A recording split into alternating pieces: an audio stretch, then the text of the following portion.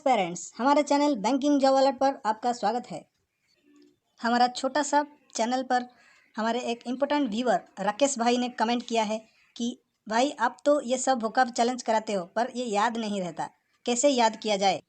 तो इस बारे में मैं बहुत सोचा और इस वीडियो पर हम निमोनिक्स के साथ साथ वर्ड्स और वोकैब को याद करेंगे। तो चलिए वीडियो शुरू करते हैं। इस वीडियो पर हम सारे ये जो वोकैब है ये सबको निमोनिक्स और रूट वर्ड से याद करेंगे। पहले तो निमोनिक्स क्या होता है आप लोग जान लीजिए। निमोनिक्स एक ऐसा तरीका जहाँ पर हम कुछ स्टोरी या फिर कुछ बनावटी चीज़ों को याद करके वोकैब को लिंक करेंगे, ठीक है। तो चलिए शुरू करते हैं। हमारा first word obfuscation, parts of speech noun है। ऑब्फस्केशन का सिनोनिम ये सब होता है और इसका मीनिंग है समझ से परे या फिर ना समझ, समझ से बाहर। ऑब्फस्केशन को अब बंदा फंस चुका है ऐसे याद कीजिए। बंदे को कुछ भी समझ नहीं आ रहा है ऐसे याद कर सकते हैं आप। ऑब्फस्केशन से कन्फ्यूजन, कन्फ्यूजन में भी FUS फर्स्ट रूट वर्ड होता है, उसको भी ऐसे ही याद कर लीजिएगा। उसके बाद अनसर्टेनिटी, अनसर्टेनिटी तो इजी वर्ड है, ये आप लोगों को याद हो जाएगा। अनार्की को दो टुकड़े कर लीजिए, एक तो AN एन प्लस दूसरा है आर्की। आर्की का मीनिंग होता है गवर्नमेंट। कोई भी स्टेट हो जहाँ पर भी गवर्नमेंट का रूल शासन नहीं होता है। मान लीजिए कि एक ऐसा कंट्री जहाँ पर कोई भी गवर्नमेंट ना हो, वहाँ पर लोग एक दूसरे को मारने लगेंगे और क्राइम होगा, पर उनके ऊपर कोई भी रूल और रेगुलेशन लागू नहीं होगा क्योंकि वहाँ पर गवर्नमेंट ही नहीं है। तो कोई भी कुछ भी कर सकता है, कोई क्या कर रहा है कुछ भी समझ नहीं आएगा। उसको अनार्की को ऐसे याद कीजिए। नेक्स्ट सिनोनिम है बैफलमेंट। बैफलमेंट को बफलो से याद कीजिए। बफलो का हिंदी में अर्थ होता है कि भैंस, पर आप लोगों को एक 100 भैंस के अंदर खड़ा किया जाए और आप लोगों को बोला जाए कि पहचानो ये कौन सा भैंस आपका है, तो वहाँ पे पहचानने में थोड़ी सी गलती या फिर कन्फ्यूजन तो लगेगा ही। बैफलो को पहचानने में कन्फ्यूजन होता है, ऐसे ही बैफलमेंट को याद कीजिएगा। नेक्स्ट वर्ड है मडल। मडल के फर्स्ट 3 वर्ड MUD, मड होता है, मड यानी कि दलदल। मान लीजिए कि आप दलदल में फंस चुके हैं, आपकी एक पैर को बाहर निकाले तो दूसरा फंस जाता है, दूसरा को निकाले तो पहला फंस जाता है, तो वहाँ पर कंफ्यूज तो लगेगा ही। नेक्स्ट वर्ड है जंबल।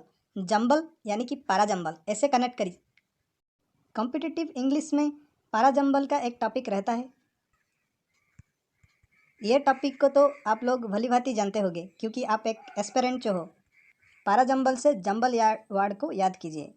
जंबल वर्ड याद हो जाएगा तो टंबल भी उसके साथ साथ याद हो जाएगा। नेक्स्ट वर्ड है परप्लेक्स। WWE में एक खूनखार रेसलर ब्रॉक लेसनर को तो आप जानते ही होंगे ना। उसका जो फेवरेट मूव होता है वो होता है सुफ्लेक्स। ब्रॉक लेसनर जब किसी को भी सुफ्लेक्स पे सुफ्लेक्स मारेगा तो उसको कन्फ्यूजन होगा, उसका दिमाग काम नहीं करेगा। सुफ्लेक्स से परप्लेक्स याद कीजिए तो अच्छे से याद होगा। नेक्स्ट वर्ड है ऑब्सक्योर। मान लीजिए कि एक लोग है जिसको कि कोरोना हुआ है। कोरोना के लिए उसको वेंटिलेटर की ज़रूरत है, पर वेंटिलेटर के दूर हो जाने के बाद उसको पता चला कि उसको ब्लैक फंगस, डॉक्टर उसको इंजेक्शन देगा और उसके बाद फिर पता चला कि उसको वाइट फंगस है। तो 3 से 4 वायरस से पीड़ित ये व्यक्ति को डॉक्टर कैसे इलाज करेगा, उसको कुछ भी समझ में नहीं आएगा। तो अब क्योर कैसे किया जाए, अब क्योर को अब क्योर कैसे किया जाए, ऐसे याद करिए। नेक्स्ट वर्ड है नॉन प्लस्ड। नॉन प्लस्ड ऐसा एक वर्ड है जैसे कि आप लोगों को 9 प्लस करने के लिए बोला जाए। मान लीजिए कि मैं आपको बोलूँ कि 9 प्लस करते जाइए इन्फिनिटी तक, ठीक है, तो वहाँ पे आप 9 पे 9 प्लस करते जाएंगे तो पूरे बहुत बार 9 प्लस करने के बाद आप लोगों को कन्फ्यूजन तो आएगा ना। आखिरी में कितने बार 9 प्लस किया जाए, 9 प्लस कितने बार किया जाए, ये तो एक कन्फ्यूजन की बात होगी। तो कन्फ्यूजन 9 प्लस को 9 प्लस के याद कीजिए। नेक्स्ट वर्ड तो पजलमेंट, उसको तो भली बातें जानते होंगे क्योंकि पजल एक बहुत बड़े दावेदार है एग्ज़ाम के लिए, तो पजलमेंट तो याद रह ही जाएगा।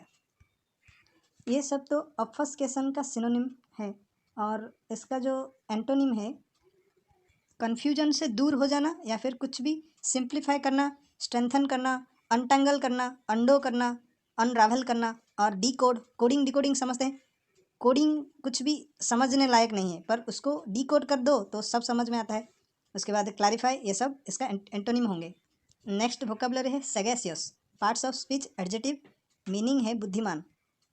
सैगेसियस का छोटा सा रूट वर्ड है साग, साग SAGA, सैग होता है, उसको साग से याद कीजिए। साग खाते हैं तो बुद्धिमान बनेंगे। साग से सैगेसियस याद हो जाएगा। उसके बाद सेज SAGE, वो भी अपने आप याद हो जाएगा, ठीक है। नेक्स्ट वर्ड है, कुछ ऐसे वर्ड होते हैं जैसे कि वाइज, एस्ट्यूट और इंसाइटफुल, ये सबको निमोनिक्स कुछ बनता ही नहीं है, तो आप लोग आपके हिसाब से कुछ भी बनाकर याद कर लीजिएगा, ठीक है। नेक्स्ट है प्रूडेंस, प्रूडेंस को स्टूडेंट से याद कीजिए। प्रूडेंट स्टूडेंट, स्टूडेंट को कैसा होना चाहिए? प्रूडेंट होना चाहिए, इंटेलिजेंट होना चाहिए, ठीक है, बुद्धिमान होना चाहिए। नेक्स्ट है जुडिशियस, जुडिशियस मीन्स बुद्धिमान। ऐसे याद कीजिए, जज जो होता है वो एक इंटेलिजेंट इंसान होता है, इसलिए तो उसको जज की तरह अपॉइंट की जाती है। तो ये सब इंटेलिजेंट का सिनोनिम होते हैं। और एंटोनिम के तौर पर unintelligent, unwise, foolish, crazy, stupid, feeble minded. Feeble minded means जो दिमाग से कमज़ोर हो, बुद्धिमान ना हो, उसको फीबल माइंडेड बोलते हैं। नेक्स्ट वोकैब है डॉक्ट्रिन। डॉक्टर जो होते हैं उनका खुद का प्रिंसिपल और सिद्धांत होता है, उनकी सिद्धांत की बलबूते पर ही वो लोग हमारा ट्रीटमेंट करते हैं। बिलीव, प्रिंसिपल, ये तो इजी वर्ड हैं, आप लोगों को याद ही होने चाहिए। डॉगमेटिक एक इम्पोर्टेंट सिनोनिम होता है। डॉगमेटिक को आप डॉग से लिंक कीजिए, ठीक है, क्योंकि डॉग एक ऐसा एनिमल होता है जो कि आपका बिलीव को बनाए रखता है, ठीक है। डॉग एक वफादार एनिमल होता है। नेक्स्ट वर्ड है T net. T net means, इसको ऐसे याद कीजिए, नेट, NET लास्ट में है ना। नेट को तो आप बिलीव करते हैं, नेट तो आप लोगों की बड़ी मदद करता है, क्योंकि कोई भी प्लेस को आपको ढूंढना है तो आप गूगल मैप पे जाकर उसको सर्च करके उसके ऊपर विश्वास करके आप तो ढूंढते हैं ना उसको। तो टेनेट को नेट से याद करके माइंड में प्रिंट कर लीजिएगा, ठीक है। Next 3 word credo, creed, credible, ये 3 वर्ड को एक साथ याद करेंगे। जैसे कि आप देख सकते हैं कि ये 3 वर्ड में क्रेड एक रूट वर्ड होता है, उसका मीनिंग है कि विश्वास कर। क्रेड रूट वर्ड से ही ये 3 वर्ड बने हैं, ठीक है। क्रेड से क्रेडिट वर्ड ऐसे लिंक कीजिए। बैंक में क्रेडिट कार्ड दी जाती है। क्रेडिट कार्ड कौन लोगों को दी जाती है?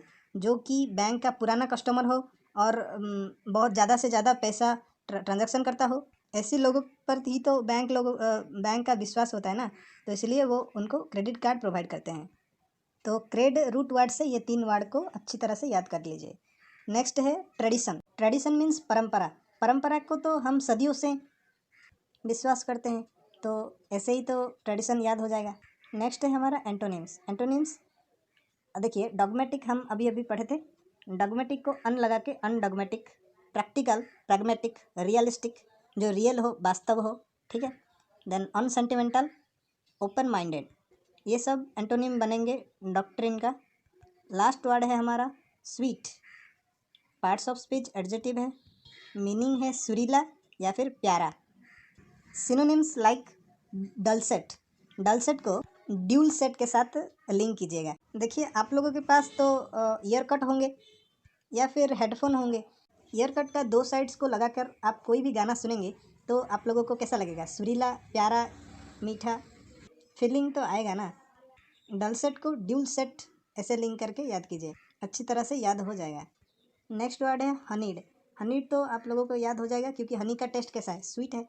नेक्स्ट वर्ड है मेलोडियस, मेलिफ्लुअस, मेलिफ्लुएंट, ये 3 वर्ड में MEL रूट वर्ड कॉमन है।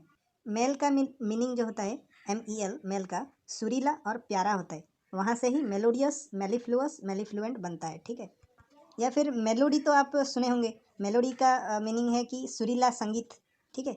सुरीला संगीत से ही ये मेलोडी और मेलिफ्लुअस, मेलिफ्लुएंट, मेलोडियस आया है, ठीक है। नेक्स्ट वर्ड है ट्यूनफुल और मैजिकल, ये तो आसान है। ट्यूनफुल, मैजिकल तो याद हो जाएगा, क्योंकि आपका टोन अच्छा है तो आप सुरीला संगीत गा सकते हैं, और म्यूजिकल तो म्यूजिक से बनता है। नेक्स्ट वर्ड है यूफोनियस। यूफोनियस को तोड़ लीजिए, eu plus phonious. Eu means good, phony means sound. तो गुड साउंड जो प्रोड्यूस करता है वो क्या होता है? सुरीला तो होता है ना। नेक्स्ट वर्ड है लिरिक। कोई भी गाना को कंपोज करने के लिए अच्छी तरह से लिरिक्स बनता है। लिरिक्स जो गाने में जो लिरिक्स होता है ना, उसको यहाँ पे लिंक कर लीजिए, ठीक है। लिरिक मीन्स सुरीला या फिर सुरीला गाना, प्यारा, ठीक है। नेक्स्ट वर्ड है प्लेजिंग। प्लेजिंग, आप कुछ भी गाना सुनते हैं तो आपको शांति, मतलब शांति सा फील होता है ना, इसलिए प्लेजर से प्लीज या फिर प्लेजिंग को लिंक करिए।